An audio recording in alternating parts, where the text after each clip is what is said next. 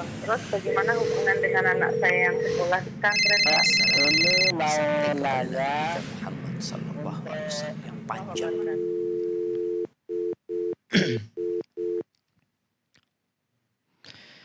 Bismillah, Assalamualaikum warahmatullahi wabarakatuh. Alhamdulillah, wassalatu wassalamu ala rasulillah wa ala alihi wa sahbihi wa mawalah, amma ba'd.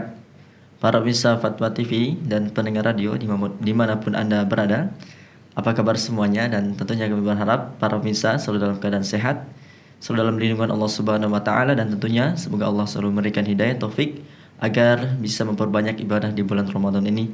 Dan alhamdulillah kembali kita berjumpa dalam program kesayangan kita, live interaktif Fatwa TV, Akidah, bertemakan Akidah Jalan Lurus, bersama guru kita Ustadz Dr. Abdullah Roy Hafizahullahu Ta'ala, yang beliau ini merupakan salah satu anggota dari Dewan Fatwa Perhimpunan Al-Irsyad.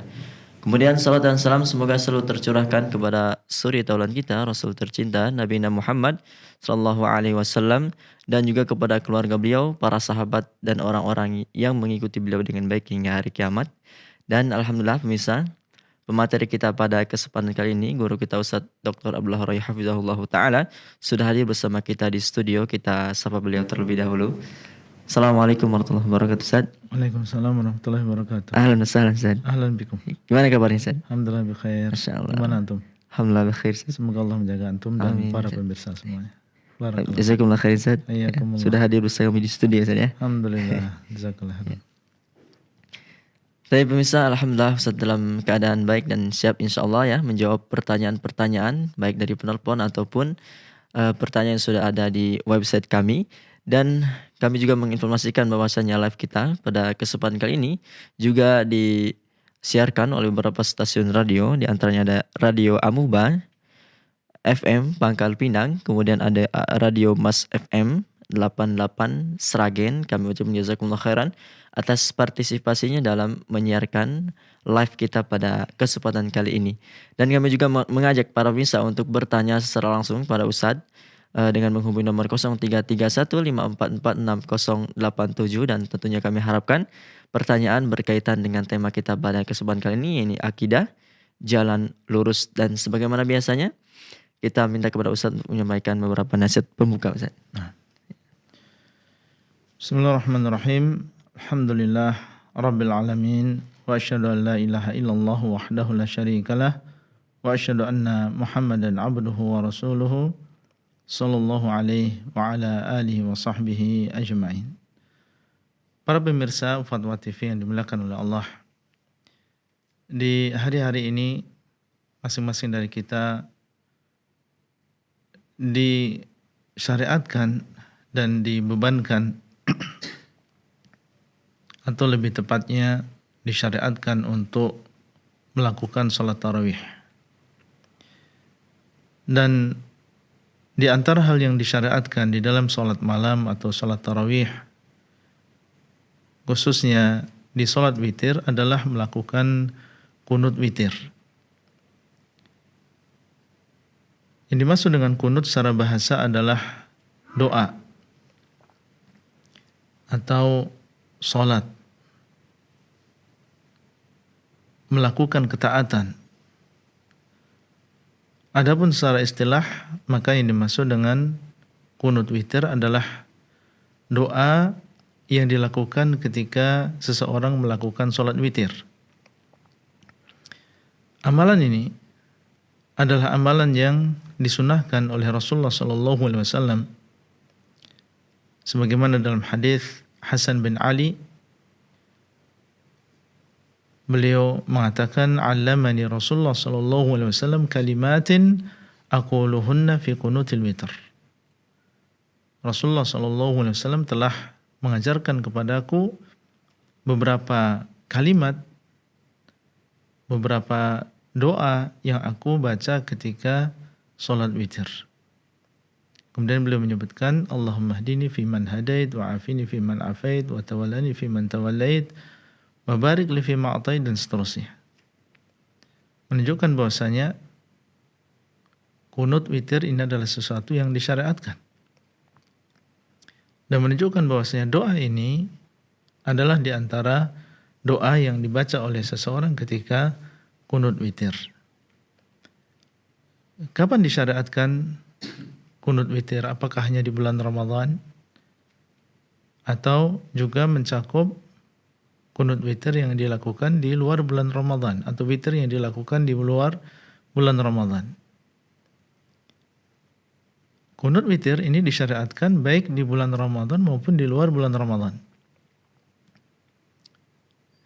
Tidak ada di sana, wallahu taala alam, dalil yang menunjukkan pembedaan, sehingga disyariatkan kunut witir ini baik di bulan Ramadan maupun di luar bulan Ramadan. Apakah disyariatkan dari awal bulan Ramadan atau hanya dari pertengahan bulan Ramadan? Yang sahih wallahu alam disyariatkan dari awal. Sekali lagi, tidak ada di sana dalil yang menunjukkan pembedaan, sehingga kita kembali ke asal bahwasanya kunut witir ini disyariatkan dari awal bulan Ramadan. Dilakukan di rakaat yang terakhir. Boleh seseorang melakukan kunut witir sebelum ruku' atau setelah ruku'. Dan yang afdal menurut sebagian ulama adalah setelah ruku'. Karena beberapa alasan, di antaranya adalah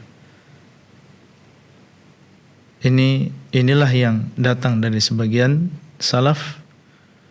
Kemudian yang kedua, sangat sesuai karena seseorang setelah imam mengatakan sami Allahu liman hamidah, atau seorang munfarid mengatakan sami Allahu liman hamidah, kemudian membaca Rabbana walakal hamd atau Rabbana lakal hamd, memuji Allah, maka setelah itu diiringi dengan kunut witir. Sehingga ada sebagian ulama yang mengatakan yang afdal adalah setelah ruku'. Meskipun sebagian yang lain ada yang mengatakan yang afdal adalah sebelum ruku'. Dan kesimpulannya boleh seseorang melakukan kunut witir sebelum atau sesudahnya. Kemudian apa yang dibaca ketika kunut witir? Tentunya seseorang mengikuti apa yang dicontohkan oleh Nabi SAW. Beliau SAW telah mengajarkan kepada kita doa yang dibaca ketika kunut witir, seperti yang tadi kita sebutkan, Allahumma hdina fiman hadait, dan juga doa-doa yang lain, Allahumma inni a'udzu biridhaka min sakhatik wa bi mu'afatika min uqubatik wa a'udzu bika minka la uhsi thanan 'alaik anta kama athnaita 'ala nafsik. Apabila seseorang mencukupkan diri dengan doa-doa yang telah datang dari Nabi SAW, dan tentunya apabila dia sebagai imam, dia mendoakan untuk dirinya dan juga untuk orang lain, mengatakan Allahumma hdina fi man hadait, ya Allah berilah hidayah kepada kami di dalam orang-orang yang Engkau berikan petunjuk. Ya, kita mendoakan untuk diri sendiri dan juga orang lain.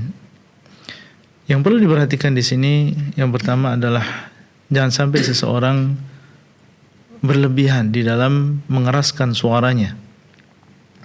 Sebagai seorang imam, dia berdoa, maka yang namanya doa adalah dengan merendahkan suara. Yang penting terdengar oleh para makmum tanpa kita berlebihan dalam mengeraskan suara sampai berteriak-teriak misalnya.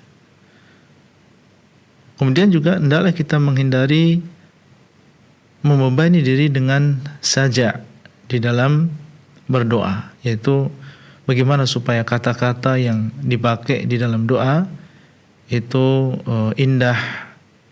Kalau diakhiri dengan ain, misalnya semuanya diakhiri dengan ain, atau kalau yang awal diakhiri dengan qaf, semuanya diakhiri dengan qaf. Nah, ini membebani diri seseorang. Yang penting adalah khusyuk dalam berdoa. Sebisa mungkin dia meniru Nabi SAW di dalam doanya. Kalau dia ingin menambah selain doa yang diajarkan oleh Nabi SAW di dalam kunut witir. Karena sebagian ahli ilmu ada yang mengatakan boleh kita menambah. Seandainya dia menambah, maka hendaklah dia perhatikan, yaitu jangan sampai dia terlalu panjang.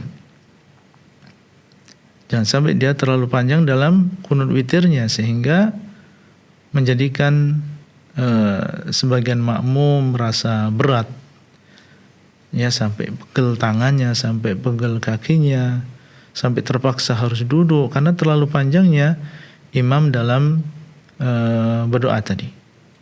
Nah, ini perlu diperhatikan dan tentunya mencukupkan diri dengan doa yang diajarkan oleh Nabi SAW ketika kunut witir. Inilah yang lebih diutamakan, wallahu a'lam. Kemudian makmum hendaklah dia mengaminkan, ya. Ketika imam mengucapkan doa, mengucapkan kunut, maka makmum disyaratkan untuk mengaminkan, karena inilah yang telah datang dari Nabi SAW dan juga para sahabat.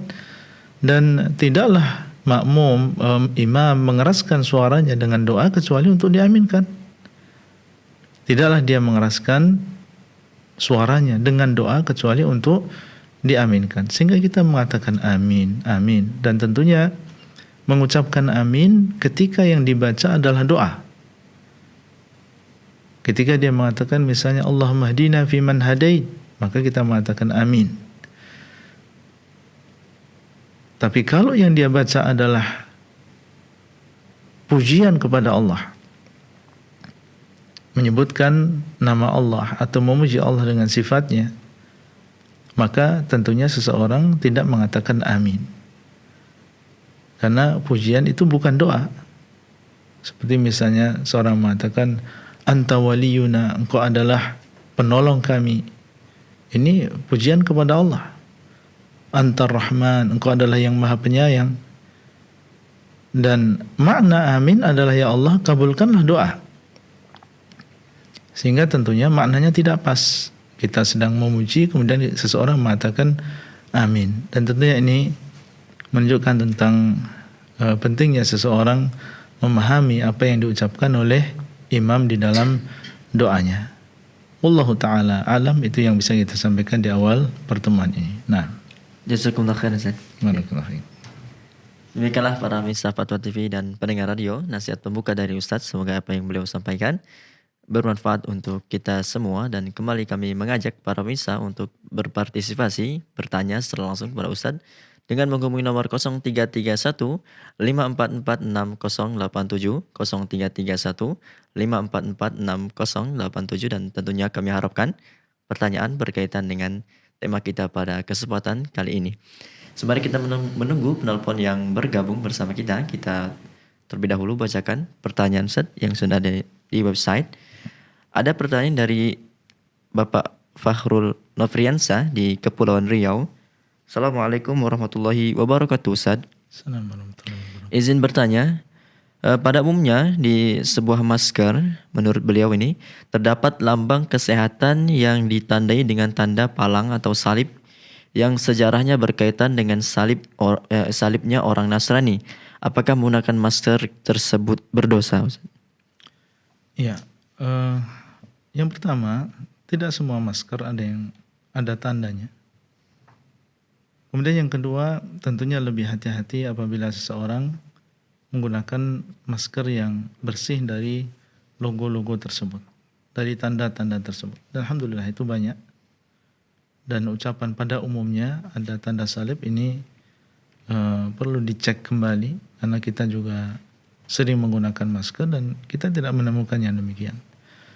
Kemudian yang ketiga, para ulama menjelaskan bahwasanya salib itu adalah bentuk tertentu, yaitu ada dua garis yang dari atas ke bawah dan juga dari kiri ke kanan, dan yang tegak itu lebih panjang daripada yang berbaring, ya.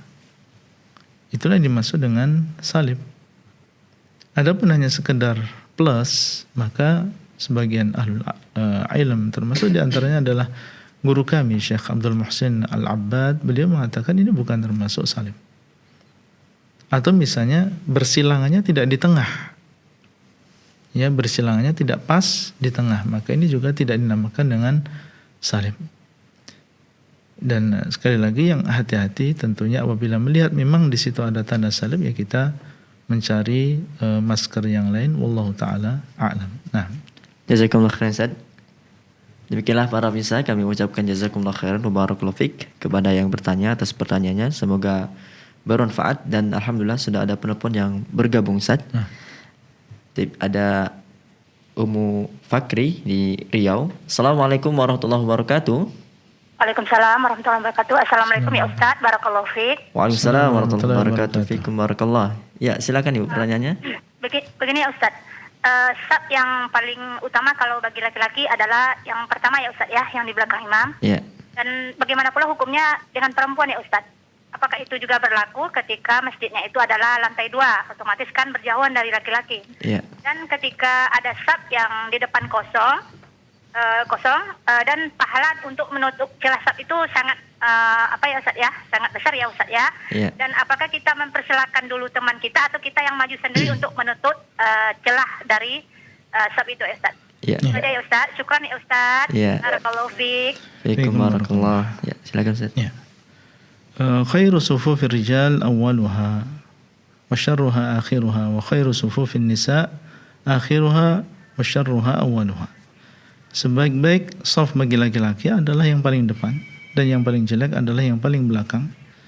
Dan sebaik-baik saf bagi wanita adalah yang paling belakang, dan yang paling jelek adalah yang paling depan. Para ulama menjelaskan bahwasanya kalau misalnya ada di sana hijab, ya hijab antara laki-laki dan juga wanita, sehingga laki-laki tidak bisa melihat wanita dan wanita pun juga demikian, tidak bisa melihat laki-laki. Maka dalam keadaan demikian, sebagian ulama itu mengatakan bahwa yang afdal bagi wanita adalah yang paling depan.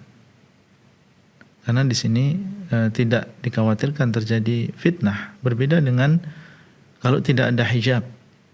Dulu di Masjid Nabawi, para wanita itu sholatnya di belakang.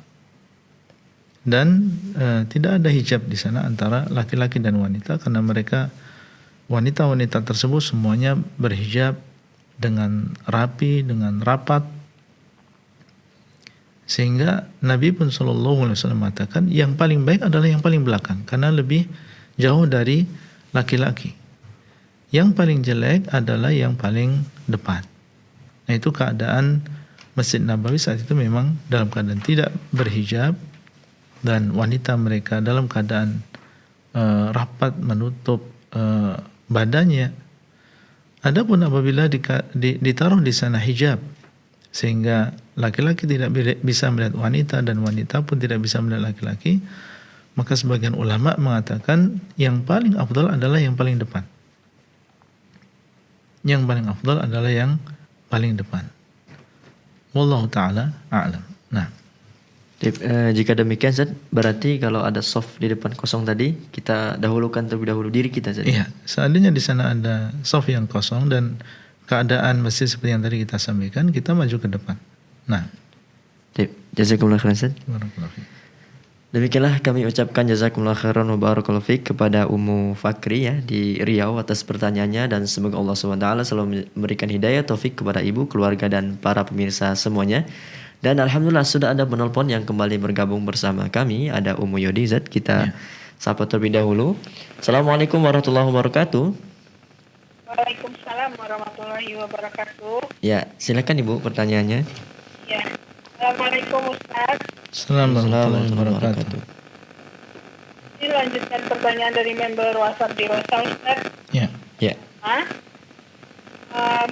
Begini Ustaz, kalau ada yang mengatakan Allah saja maha pemaaf, maka kamu yang hanya manusia biasa tidak mau memaafkan. Apakah kalimat seperti ini termasuk membandingkan sifat Allah dengan makhluknya? Ya. Ya, terus yang kedua Ustaz,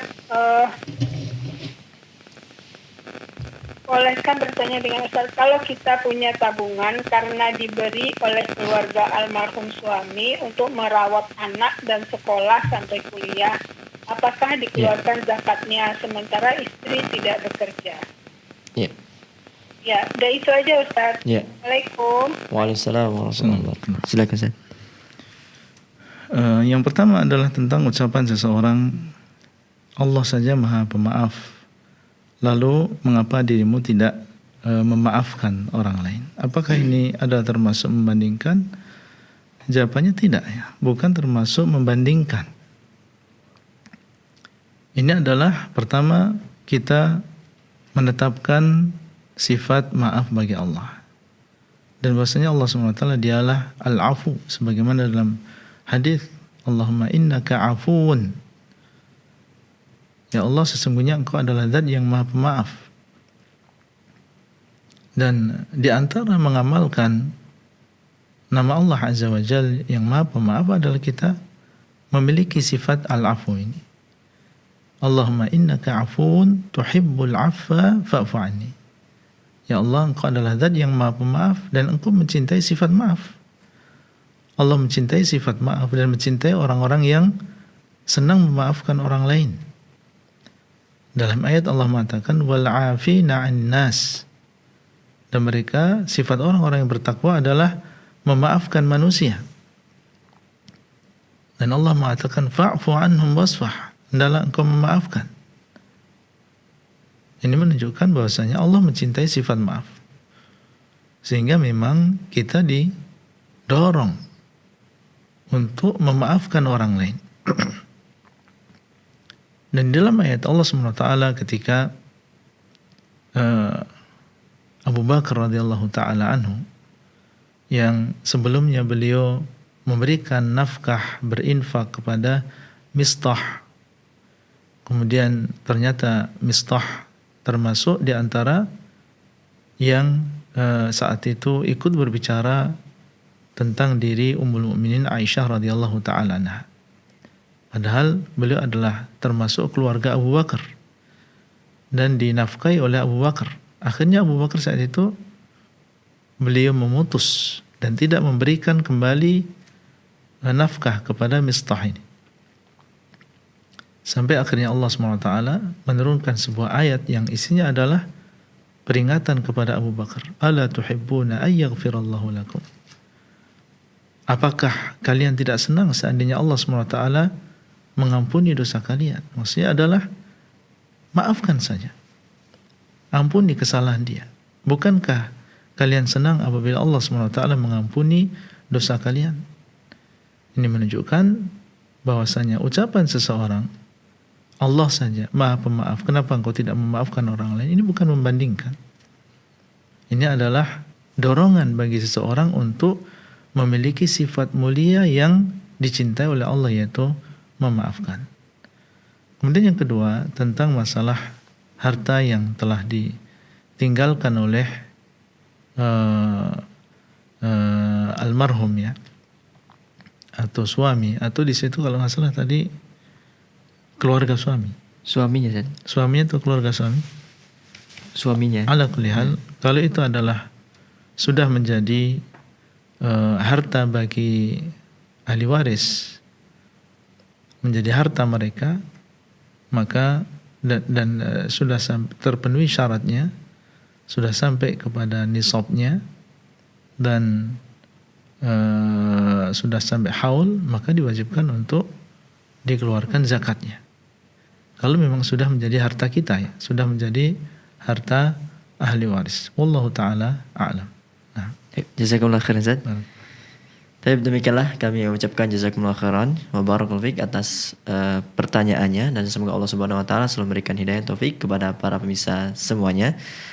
Dan kembali kami mengajak para pemirsa Fatwa TV dan pendengar radio untuk bertanya secara langsung kepada Ustadz dengan menghubungi nomor 0331544687, 0331544687. Dan kembali Ustadz, kita bacakan pertanyaan yang sudah ada di website. Ada dari Bapak Andi Parwanto di DKI Jakarta. Assalamualaikum warahmatullahi wabarakatuh Ustaz.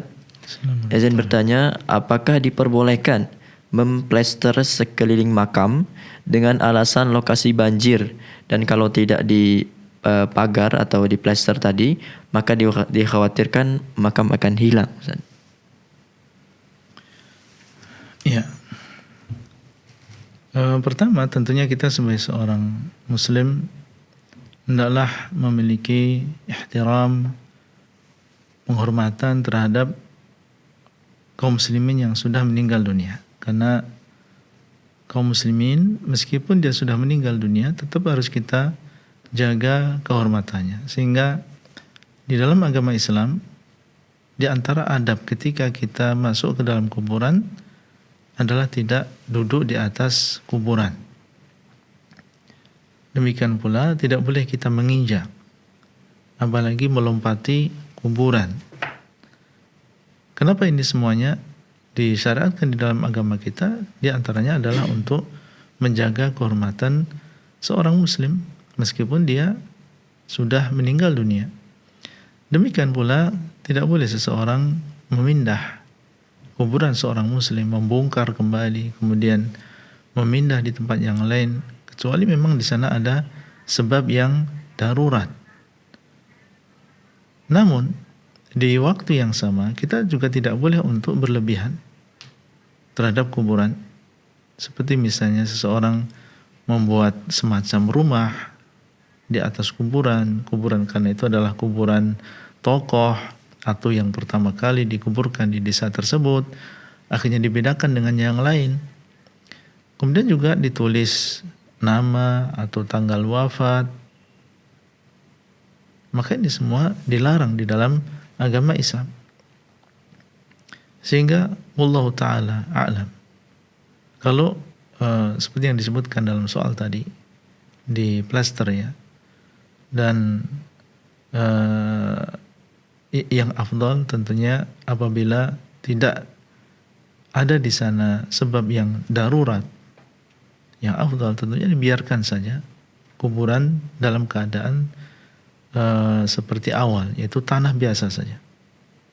Ya, tanah biasa saja sebagaimana ini kita lihat di Baqi, dan inilah yang dilakukan oleh para sahabat sejak zaman dahulu dan juga para a'immah dan juga para ulama. Tidak ada di antara mereka yang berlebihan dalam memperlakukan kuburan.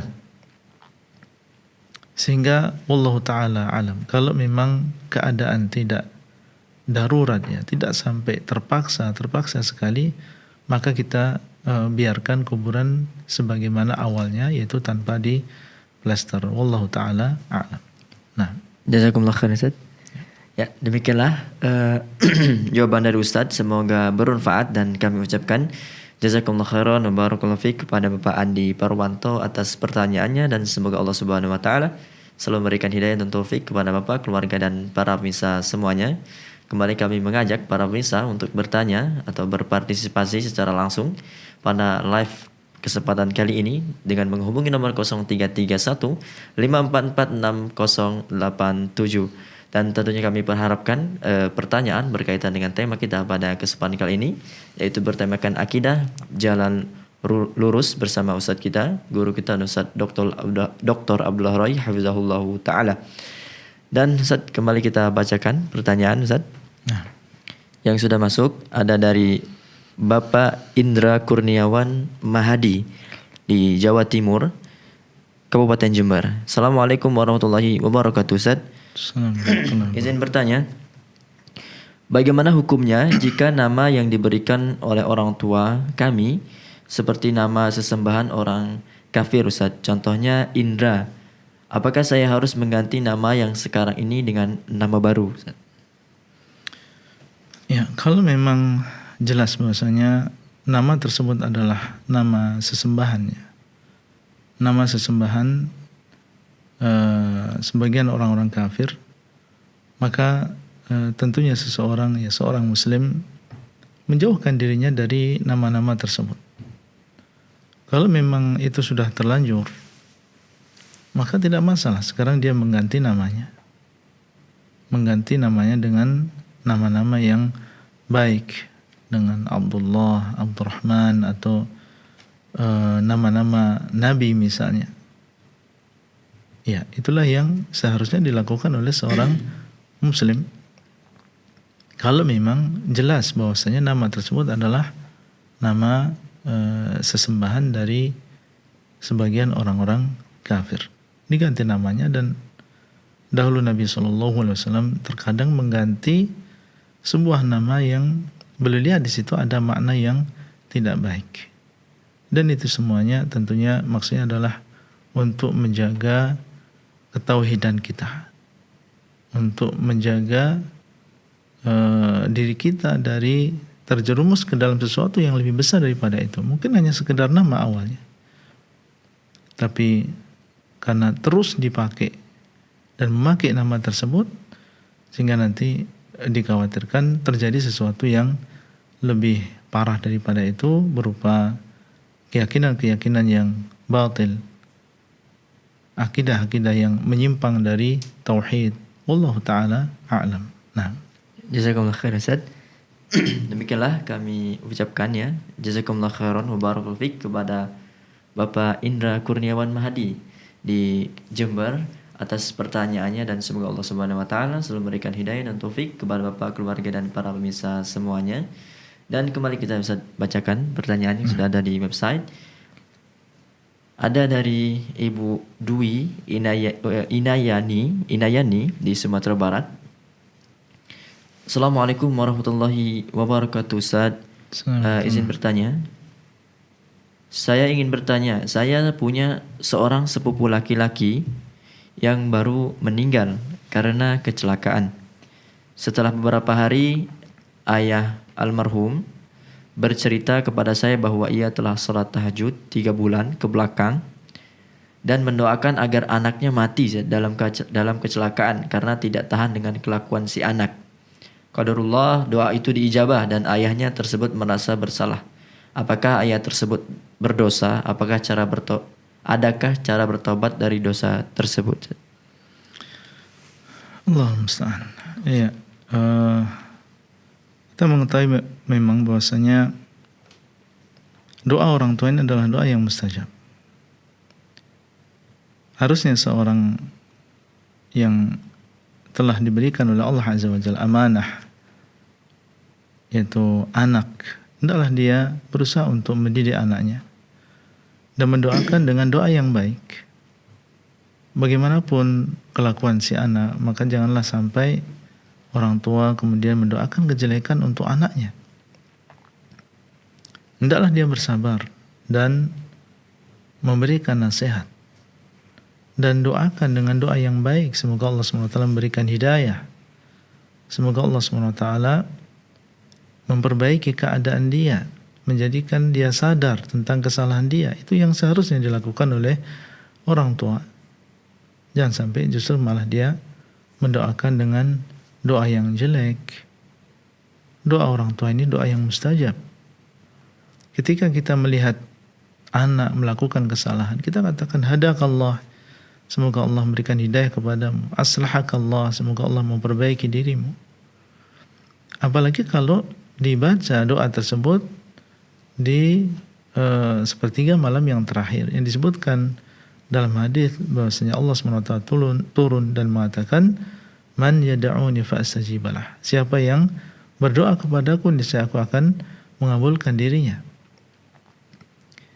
Ala kulli hal, apa yang disebutkan dalam pertanyaan sudah terjadi, maka yang bisa dilakukan oleh orang tua sekarang adalah memaafkan dan juga memohonkan ampun untuk anaknya. Kalau memang dahulu dia berbuat durhaka, melakukan sesuatu yang tidak membuat ridha orang tua, maka adalah dia maafkan, dia halalkan, dan dia berdoa semoga Allah SWT mengampuni dosa anaknya. Ini yang seharusnya dilakukan oleh orang tua. Wallahu ta'ala a'lam. Nah, apakah orang tua tadi berdosa dan harus bertobat? ala kulli hal dia mendoakan kebaikan untuk anaknya dan bertobat ini adalah kewajiban seorang muslim dari seluruh dosa. Nah, jazakumullah khairan Ustaz.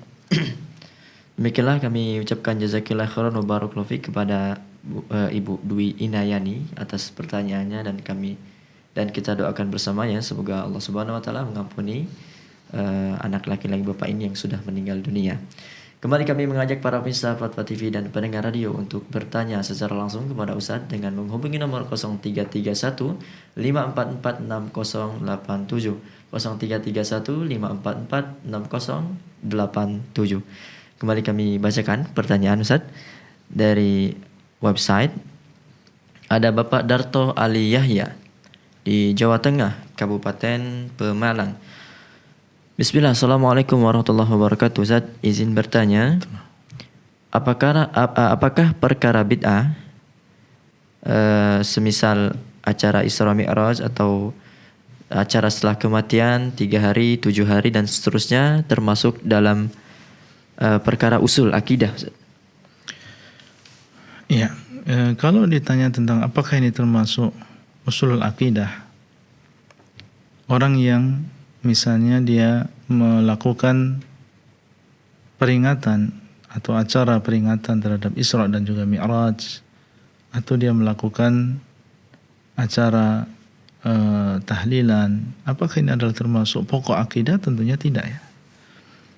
Namun bagi seorang muslim atau kewajiban seorang muslim adalah mengikuti sunnah Nabi SAW dan juga mengikuti para sahabat radhiyallahu taala anhum. Apakah Nabi SAW dan juga para sahabat mereka melakukan peringatan terhadap Isra dan juga Mi'raj? Apakah mereka melakukan apa yang dinamakan dengan tahlilan? Kalau kita melihat kepada dalil dan juga apa yang dilakukan oleh para sahabat, kita tidak menemukan mereka melakukan yang demikian. Jadi seorang muslim tentunya mengikuti siapa? Mengikuti Rasulullah SAW dan juga para sahabatnya. Nabi SAW mengatakan, "Alaikum bisunnati wa sunnatil khulafa'ir rasyidin al-mahdiyyin, 'addu 'alaiha bin nawajid." Hendaklah kalian berpegang teguh dengan sunnahku dan juga sunnah para khulafa'ur rasyidin, yang mereka adalah orang-orang yang mendapatkan petunjuk, dan gigitlah sunnah tersebut dengan gigi geraham kalian. Ini menunjukkan kewajiban kita adalah berpegang teguh dengan sunnah Nabi SAW, dan melakukan bid'ah di dalam agama ini adalah sesuatu yang berbahaya. Karena beliau SAW mengatakan, "Wa syarrul umuri muhdatsatuha," dan sejelek-jelek perkara adalah yang dia ada-adakan. "Wa kullu bid'atin dhalalah," dan setiap bid'ah adalah sesat. "Wa kullu dhalalatin finnar," dan setiap yang sesat itu ada di dalam neraka. Jadi seseorang jangan sampai dia membeda-bedakan. Kalau dalam masalah furu' cabang, dia bermudah-mudahan untuk melakukan bid'ah. Yang penting tidak melakukan bid'ah di dalam usul, dalam masalah pokok agama. Ya, jangan kita berprinsip demikian. Karena meskipun ini adalah bid'ah di dalam masalah furu', dalam masalah cabang, bukan pada masalah usul, tapi kalau sampai banyak dilakukan oleh seseorang, yaitu sering melakukan bid'ah di dalam agamanya, maka tentunya ini adalah sesuatu yang sangat membahayakan. Karena dosa besar itu dosa menjadi besar ketika sering dilakukan oleh seseorang. La saghirata ma'al istimrar. Tidak ada dosa kecil kalau dilakukan terus-menerus. Kalau dia melakukan, ketika melakukan ini dilakukan dengan cara yang bid'ah, ini juga bid'ah, ini juga bid'ah, maka menjadi banyak dan itu akan membahayakan seseorang. Dan perlu diketahui bahwasanya bid'ah ini termasuk dosa besar. Karena Nabi mengatakan tadi, wa kullu bid'atin dhalalah wa kullu dhalalatin finnar. Ada ancaman dengan neraka, dan setiap dosa yang diancam dengan neraka, maka ini adalah termasuk dosa besar. Wallahu taala a'lam. Nah, Jazakumullah khairan Ustaz. Demikianlah kami ucapkan jazakumullah khairan wa barakallahu fiik kepada Bapak Darto Ali Yahya atas pertanyaannya, dan semoga Allah Subhanahu wa taala selalu memberikan kita hidayah dan taufik agar tetap istiqomah di atas sunnah Rasulullah Sallallahu Alaihi Wasallam. Dan kami juga kembali mengajak para pemirsa ya untuk bertanya secara langsung dalam kesempatan kali ini. Bertanya secara langsung kepada Ustadz, berpartisipasi dengan menghubungi nomor 0331 544 6087 0331 544 6087. Baik Ustadz, kembali kita bacakan pertanyaan yang sudah masuk. Ini ada dari Ibu Dian Purnamasari di Banten. Assalamualaikum warahmatullahi wabarakatuh Ustaz. Izin bertanya. Jadi beliau ini mengisahkan bagaimana dahulu beliau ini banyak dosa Ustaz. Banyak dosa, melakukan kezaliman dan lain sebagainya. Kemudian mengenal hidayah atau mendapatkan hidayah, mengenal manhaj salaf, kemudian beragama dengan sesuai dengan tuntunan Rasulullah SAW. Akan tetapi karena seringnya beliau berdosa ini, seringkali bayang-bayang dosa masa lalu terus saja hadir Ustaz, sehingga saya takut Allah Ta'ala mengazab saya di dalam kubur juga di akhirat Ustaz. Mohon nasihatnya. Ya, Alhamdulillah. Pertama, yang telah memberikan kepada kita hidayah kepada tauhid, kepada sunnah, ini adalah nikmat yang besar yang Allah SWT berikan kepada seorang hamba. Allah berikan dunia ini bagi siapa saja, tapi hidayah taufik Allah tidak memberikannya kecuali kepada orang-orang yang Allah cintai. Kemudian yang kedua, tentang bayang-bayang dosa yang telah dilakukan dahulu, maka ini tidak memudarati ya. Tidak memudarati. Yang penting seseorang sekarang dia setelah dia mendapatkan hidayah, dia mengenal bahwasanya Allah SWT dialah yang Maha memberikan taubat. Dialah At-Tawwab. Dialah yang Maha memberikan taubat. Sebesar apapun dosa yang dilakukan oleh seseorang, maka Allah SWT akan mengampuni. Innallaha yaghfirudz dzunuba jami'an. Sesungguhnya Allah mengampuni seluruh dosa. Apa yang sudah berlalu yang kita lakukan berupa maksiat, sebesar apapun, maka Allah SWT dialah yang Maha mengampuni dosa. Dialah Al-Ghafur, dialah yang Maha mengampuni. Dialah Al-Afu, dialah yang Maha memaafkan. Maka seseorang memiliki pengharapan dan berbaik sangka kepada Allah. Dan apa yang terjadi di masa lalu, seandainya itu menjadikan dia bersedih, ketika dia ingat kenapa dulu melakukan demikian, kenapa dahulu melakukan demikian, maka itu adalah sesuatu yang biasa, yang lumrah, yang justru ini menjadi tanda indikasi bahwasanya dia benar di dalam taubatnya. Karena di antara syarat taubat yang nasuh adalah apabila dia menyesal. Ini adalah termasuk rukun yang besar di dalam taubat. Ketika dia ingat dan dia bersedih, menunjukkan tentang penyesalan dia. Dan ini kita berharap semoga ini menjadi tanda bahwasanya taubat dia adalah taubat yang benar, taubat yang nasuh, karena di situ ada penyesalan terhadap dosa-dosa yang telah lalu. Justru yang kita khawatirkan apabila seseorang mengaku bertobat dengan taubat yang nasuha, tetapi tidak ada di dalam dirinya penyesalan. Justru malah ada kebanggaan terhadap dosa-dosa yang telah dilakukan di masa yang lalu. Nah, ini berarti tidak terpenuhi syarat di antara syarat-syarat taubat, yaitu penyesalan. Wallahu ta'ala a'lam. Nah, Jazakallahu khairan Ustaz. barakallahu fiik. Demikianlah kami ucapkan jazakallahu khairan wa barakallahu fiik kepada Ibu Dian Purnamasari di Banten, dan semoga Allah Subhanahu wa taala selalu memberikan Ibu hidayah dan taufik agar tetap istiqomah di atas agama Allah Subhanahu wa taala ini.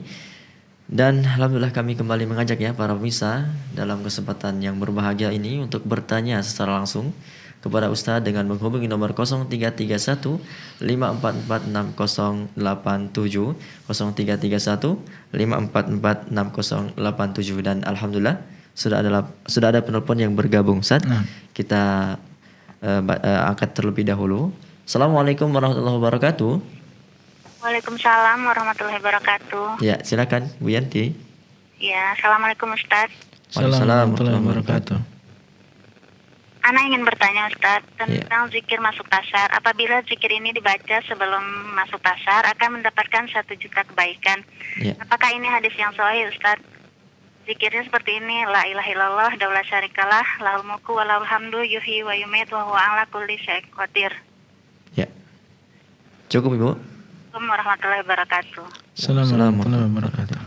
Ya, sepengetahuan kita, memang itu adalah doa yang disyariatkan ketika seseorang masuk pasar ya. Ketika dia mau ke pasar, kemudian melihat pasar, maka dia membaca doa tersebut. La ilaha illallah, wahdahu la syarikalah, lahul mulku wa lahul hamdu, yuhyi wa yumiitu wa huwa ala kulli syai'in qadir. Sehingga diharapkan masuknya dia ke dalam pasar tersebut, tentu yang pertama dia mendapatkan pahala karena mengikuti sunnah Nabi SAW dengan membaca doa tadi atau membaca zikir tadi. Dan diharapkan ketika dia masuk ke dalam pasar, karena pasar sebagaimana kita tahu banyak di situ orang yang curang, banyak orang yang bohong, ada yang bersumpah dengan sumpah yang palsu. Kita berharap masuknya kita ke dalam pasar ini terbebas dari dosa-dosa tersebut. Kita mentauhidkan Allah Azza wa Jalla dan dengan membaca zikir tadi dan kita memahami maknanya dan mengetahui bahwasanya Allah SWT dialah yang menghidupkan dan juga mematikan, dan dialah yang maha mampu untuk melakukan segala sesuatu. Ketika seseorang mengingat yang demikian, maka diharapkan akan tumbuh di dalam dirinya rasa takut ya kepada Allah Azza wa Jalla, sehingga masuk ke dalam pasar, melakukan transaksi, melakukan jual beli, dan dia mengetahui dan menyadari bahwasanya Allah SWT dialah yang maha mengetahui dan dialah yang maha mampu untuk melakukan segala sesuatu. Sehingga kesimpulannya, sepengetahuan saya bahwasanya hadis ini adalah hadis yang bisa diamalkan, telah tetap dari Nabi SAW. Nah, dan adapun diamalkannya itu tadi sebelum asar itu. Sebelum masuk ke dalam pasar. Ya, ketika melihat pasar. Oh iya, itu. Jazakumullah khairan. Barakallahu fiik. Demikianlah pasar tadi ya, bukan asar. Ya, pasar. Pasar. Ya. Demikianlah Ibu Yanti ya. Kami ucapkan jazakallahu khairan wa barakallahu fiik atas pertanyaannya, dan semoga Allah Subhanahu wa taala selalu memberikan hidayah dan taufik kepada Ibu, keluarga dan para pemirsa semuanya. Dan kembali kami mengajak Anda para pemirsa untuk bertanya secara langsung di 0331544687, dan alhamdulillah Ustaz sudah ada kembali yang bergabung di telepon. Kita sapa terlebih dahulu. Assalamualaikum warahmatullahi wabarakatuh. Terputus Ustaz. Ya. Tapi Ustaz, kita kembali bacakan Ustaz pertanyaan yang sudah ada di website dari Ibu Rini Rumianti di DKI Jakarta. Assalamualaikum warahmatullahi wabarakatuh Ustaz. Assalamualaikum warahmatullahi wabarakatuh. Izin bertanya, saya berniat untuk menghadiri acara kajian. Tapi qadarullah di tanggal tersebut mertua berencana pulang kampung untuk mengadakan acara haul ahli kuburnya dengan munggahan sebelum Ramadan. Dikarenakan suami saya anak laki-laki satu-satunya, jadi diminta ikut. Pertanyaan, apakah berdosa jika saya lebih memilih untuk datang ke acara kajian, dikarenakan selain kajian yang Ustadz yang sudah ditunggu, acara haul atau munggahan itu adalah amalan bid'ah Ustadz? Iya, pertama kita sebagai seorang istri tentunya memiliki kewajiban, yaitu mendengar dan taat kepada suaminya di dalam perkara yang ma'ruf. Demikian pula seorang suami atau seorang anak ini memiliki kewajiban untuk berbakti kepada kedua orang tua.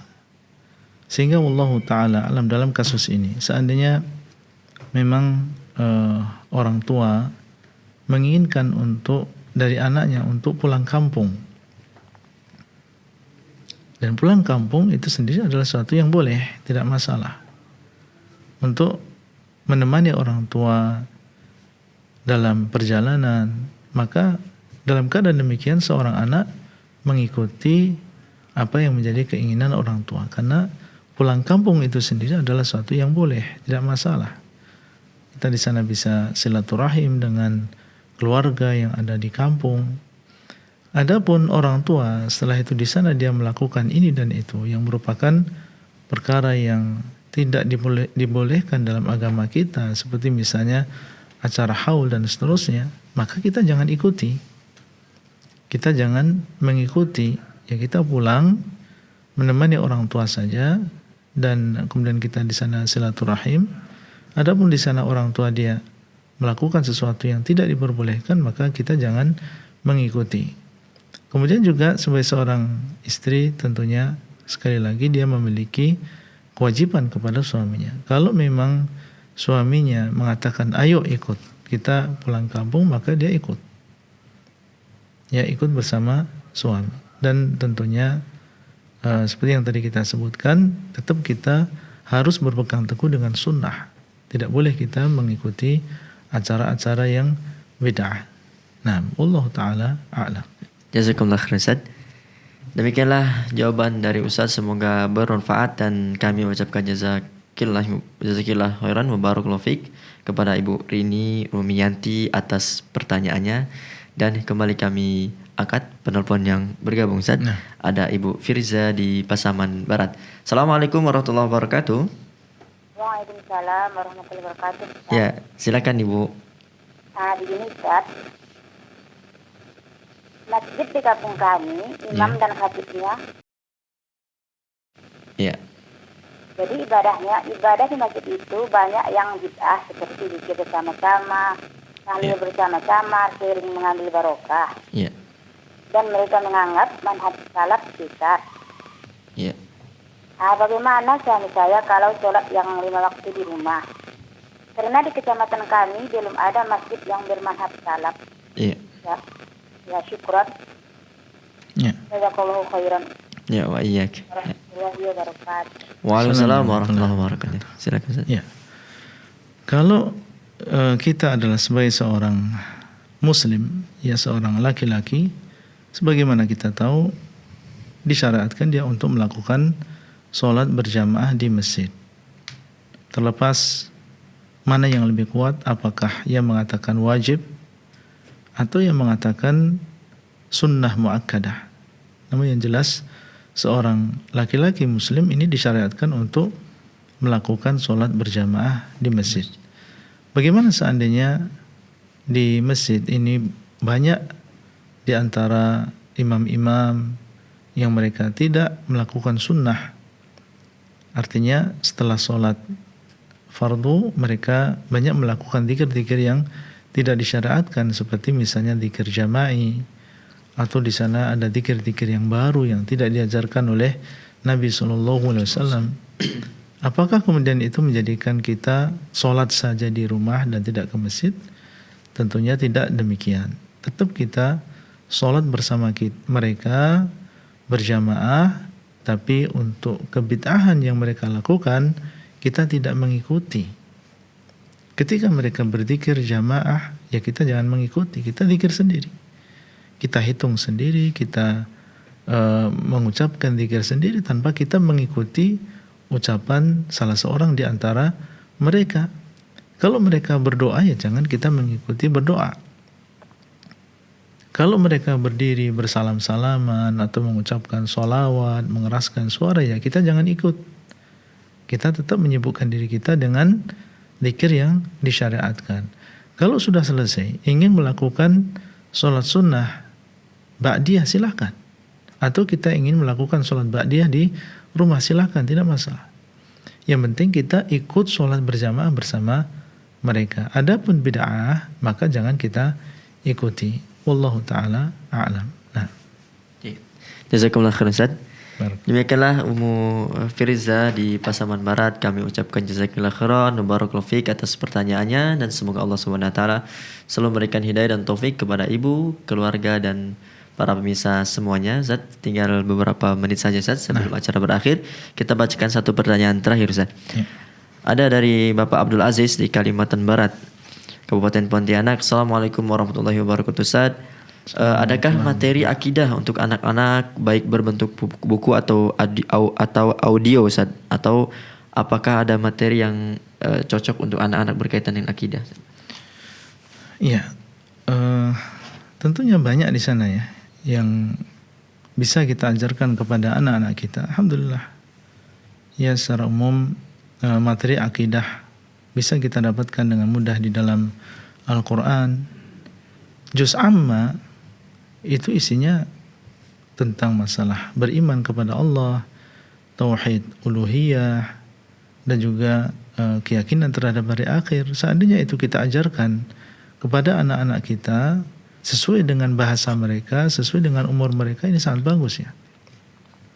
Tentunya kita butuh di sini seorang guru yang mumpuni. Selain dia mumpuni dalam ilmunya, dia juga mampu berinteraksi dengan anak dengan baik. Juz Amma itu penuh dengan akidah, ya, tentang masalah keimanan terhadap hari akhir.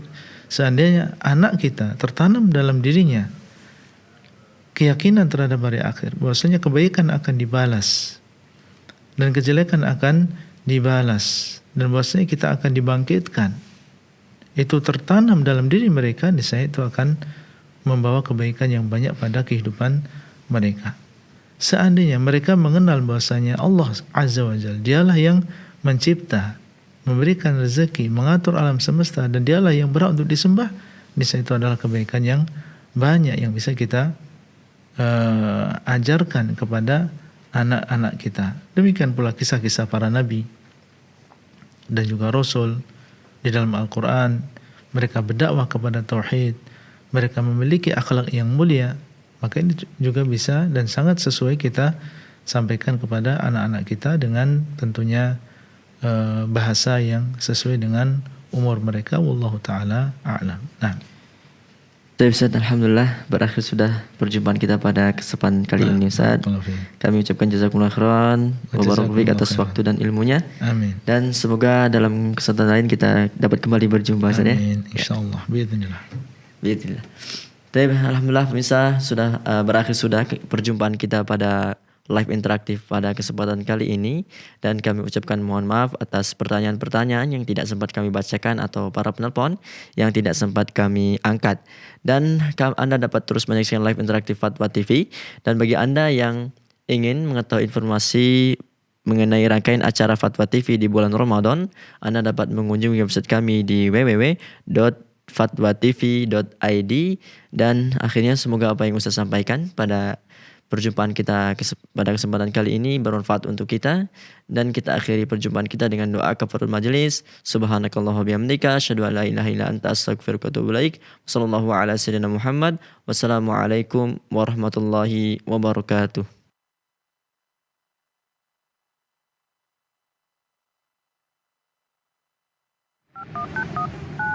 Ya Allah. Terus bagaimana hubungan dengan anak saya yang sekolah di pesantren? Ini mau nanya Muhammad sallallahu alaihi wasallam yang panjang.